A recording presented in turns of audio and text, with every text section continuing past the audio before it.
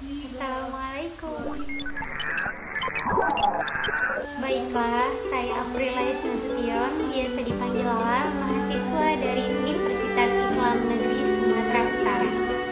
Di video kali ini, saya akan menjelaskan tentang Pandemi COVID-19 telah berlangsung selama 11 bulan. bicara tentang COVID-19, namanya saja sudah tidak asing di negeri kita ini. Namanya menggemparkan seluruh dunia, bukan hanya Indonesia saja. Seperti datang tak diundang.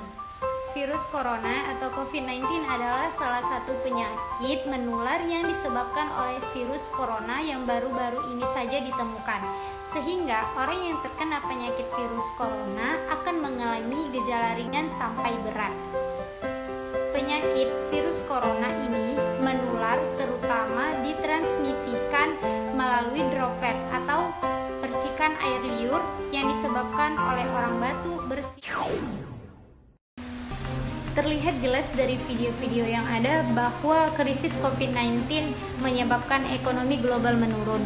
Sehingga Dana Moneter Internasional atau IMF mengatakan bahwa pandemi virus corona menyebabkan ekonomi global rusak lebih buruk daripada angka yang diperkirakan sebelumnya. Dan juga IMF memperingatkan bahwa COVID-19 lebih berdampak negatif terhadap aktivitas paruh pertama di tahun 2020, sedangkan pemulihan diproyeksikan lebih lama daripada perkiraan yang dikeluarkan sebelumnya. Pandemi COVID-19 telah memberikan gambaran atas kelangsungan dunia pendidikan di masa depan melalui bantuan teknologi. Namun, teknologi tetap tidak dapat menggantikan peran guru, dosen, dan interaksi belajar antara pelajar dan pengajar. Sebab edukasi bukan hanya sekedar memperoleh pengetahuan tetapi juga tentang nilai, kerjasama, serta kompetensi. Situasi pandemi ini menjadi tantangan tersendiri bagi kreativitas setiap individu dalam penggunaan teknologi untuk mengembangkan dunia pendidikan. Dan saat ini juga pandemi menjadi tantangan dalam mengembangkan kreativitas terhadap penggunaan teknologi. Bukan hanya transmisi pengetahuan, tapi juga bagaimana memastikan pembelajaran tetap tersampaikan dengan baik.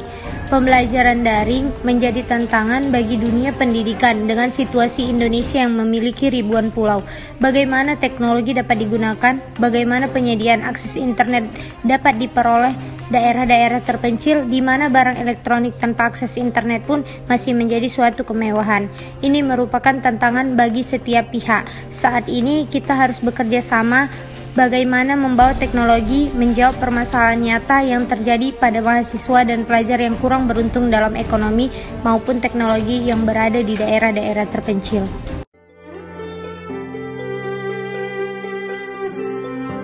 Video yang kita lihat di samping tadi dapat kita simpulkan bahwa saat ini angka kematian akibat COVID-19 terutama di negeri kita ini sebesar 3,38%, sementara angka kematian global sebesar 2,59%. Presentasi kematian akibat COVID-19 di Indonesia lebih tinggi daripada global.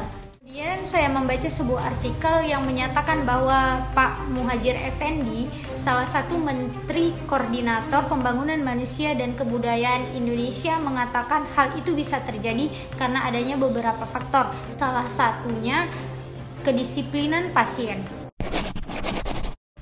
Semoga setelah wabah corona ini berlalu, sebagian besar dari kita akan sibuk mencari pekerjaan yang baru karena banyaknya di PHK.